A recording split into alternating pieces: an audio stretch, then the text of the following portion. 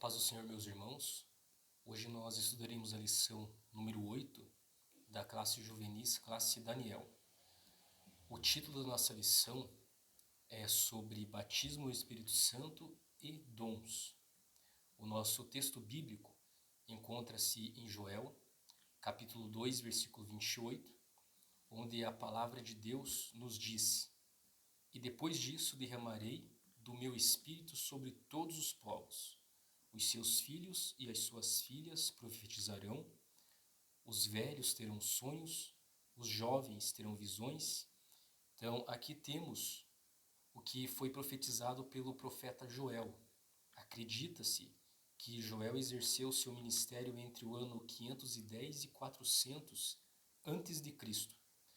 Jesus, após ressuscitar, antes de ascender aos céus, falou para os seus discípulos ficarem em Jerusalém até que do alto fossem revestidos de poder.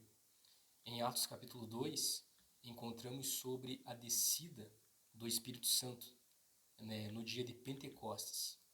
Quando ocorreu a descida do Espírito Santo, alguns dos que estavam ali presentes naquela festa, porque Pentecoste era uma festa que ocorria 50 dias após a Páscoa, e era inclusive para agradecer a Deus pela colheita, Então ali tinha pessoas de várias nações reunidas ali naquele evento. Então, quando ocorreu a descida do Espírito Santo, alguns dos que estavam ali se maravilharam e perguntavam uns aos outros, o que isso quer dizer? Enquanto que outros diziam: eles estão embriagados. Aí no versículo 16 lemos que Pedro se põe de pé na sua primeira pregação e diz: "Isto é o que foi dito pelo profeta Joel." Então Pedro diz que naquele momento estava se cumprindo a profecia de Joel. O que fora profetizado há mais de 400 anos estava se cumprindo naquele momento. Quando lemos que o Espírito seria derramado sobre toda a carne entendemos que é sem exceção de nações ou pessoas, sem distinção de judeus e gentios. Está disponível para todos os que creem. Conforme a nossa declaração de fé, então é oportuno citar a declaração de fé, porque estamos falando sobre doutrinas, doutrinas bíblicas. É a doutrina do batismo no Espírito Santo, que é o ensino do batismo no Espírito Santo.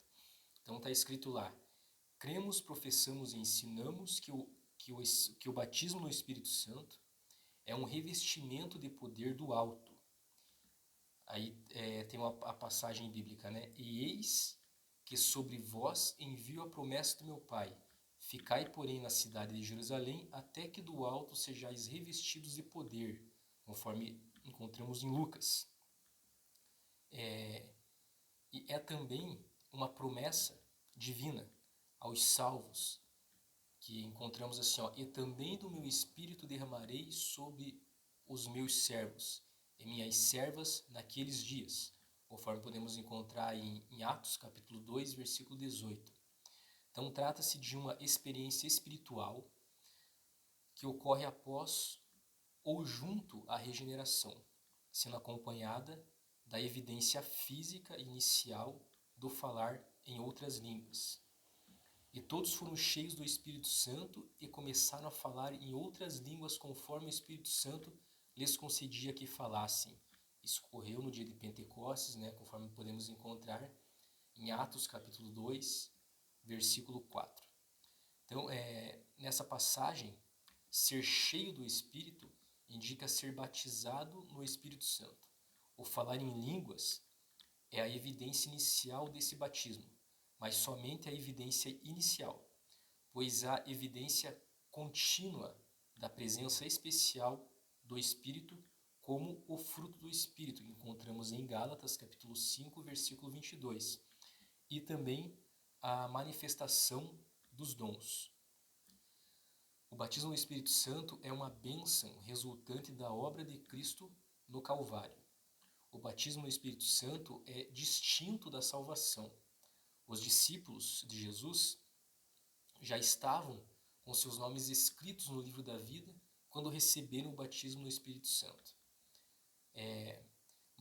Nós encontramos, né, assim, mas não vos alegreis, porque se vos sujeitem os Espíritos, alegrai-vos antes por estar o vosso nome escrito nos céus, conforme encontramos em Lucas, capítulo 10, versículo 20.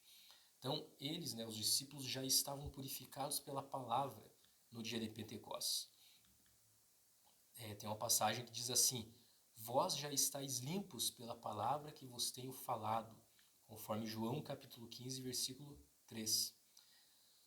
Então, quando o Consolador desceu sobre os discípulos no dia de Pentecostes, eles já tinham o Espírito Santo. Jesus disse-lhes: recebei o Espírito Santo. Isso a gente pode encontrar lá em João capítulo 20, versículo 22.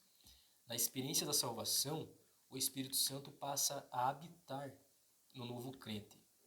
Todos os crentes em Jesus já têm o Espírito Santo, pois ele mesmo é quem conduz o pecador a Cristo. O batismo no Espírito Santo é algo distinto do novo nascimento. Significa o recebimento de poder espiritual para realizar a obra da expansão do Evangelho em todo o mundo, para uma vida cristã vitoriosa e também uma adoração mais profunda. Então, as igrejas pentecostais, elas distinguem-se das outras por acreditar na atualidade do batismo no Espírito Santo e dos dons espirituais. Então, tem algumas religiões, inclusive evangélicas, né, que elas acreditam que os dons espirituais, ali o falar em línguas e tal, foi só naquele momento, na descida ali do Espírito Santo no dia de Pentecostes, e cessou ali. Tudo começou quando Jesus, ao ascender ao céu, prometeu: mas receberão poder quando o Espírito Santo descer sobre vocês, e serão minhas testemunhas em Jerusalém, em toda a Judéia e Samaria e até aos confins da terra, conforme encontramos em Atos capítulo 1, versículo 8. Então, como falamos, essa promessa se cumpriu no dia de Pentecostes, quando 120 seguidores de Cristo foram batizados com o Espírito Santo, conforme encontramos lá em Atos capítulo 2, do versículo 1 até o versículo 4. Pelas Escrituras, podemos entender o significado, o propósito e o alcance dessa promessa, evidenciada pelo falar em línguas.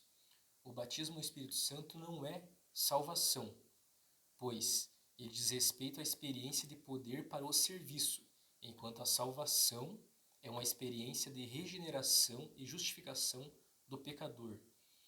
Todos os que foram regenerados, justificados, ou seja, salvos pela graça de Deus, podem receber o batismo do Espírito Santo. Essa experiência aprofunda mais a nossa comunhão com Deus, potencializa o nosso serviço no reino e permite caminhar em fervor na vida cristã. Quanto à finalidade, o propósito central do batismo no Espírito Santo é a capacitação do Espírito para o serviço divino, como poder para uma vida santa e serviço eficaz, pureza ou a santificação simbolizada pelas línguas de fogo, o revestimento pleno do poder de Deus, a proclamação ou testemunho de Cristo concedida de várias formas pelo Espírito. Quanto à capacitação do Espírito, o termo batismo é imersão. Então, ser batizado significa ser mergulhado. As expressões como derramar o Espírito sobre os irmãos e as irmãs, ou serem cheios do Espírito para se referir ao batismo do Espírito Santo, podem lançar luz sobre o propósito dessa promessa, pois ser imerso significa capacitação, isto é, revelação, dons, mistérios dos mistérios de Deus, conforme podemos encontrar em Efésios capítulo 3, versículo 5. Poder para testemunhar de Jesus também, conforme Atos capítulo 1, versículo 8. Profetizar, conforme Atos capítulo 11, versículo 28. E realizar milagres, conforme Romanos capítulo 15, versículo 19. Quem batiza o crente no Espírito Santo é Jesus Cristo. Em Marcos capítulo 1, versículo 8, encontramos João Batista dizendo: Eu, em verdade, tenho-vos batizado com água. Ele, porém, vos batizará com o Espírito Santo. Então, todos os crentes devem buscar essa promessa para a sua edificação e crescimento espiritual. Não existem regras rígidas no Novo Testamento para recebê-lo, pois Deus atende a casos individuais de modos diferentes, mas é necessário arrependimento sincero, fé nas promessas do batismo no Espírito, oração e paciência. O batismo no Espírito Santo abre as portas para os dons espirituais, que irão ajudá-lo no serviço cristão. Os dons espirituais são capacitações divinas concedidas pelo Espírito Santo aos membros do corpo de Cristo para a realização de sua obra.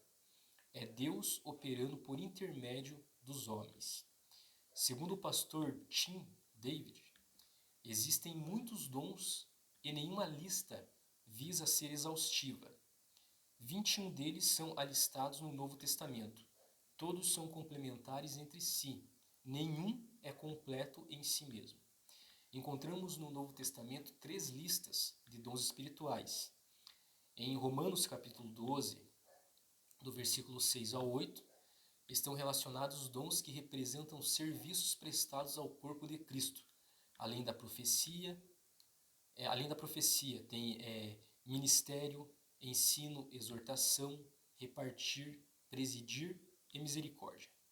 Em Efésios capítulo 4, versículo 11, a lista compreende os chamados dons ministeriais, que são, uns foi dado os dons para apóstolos, profetas, evangelistas, pastores e mestres.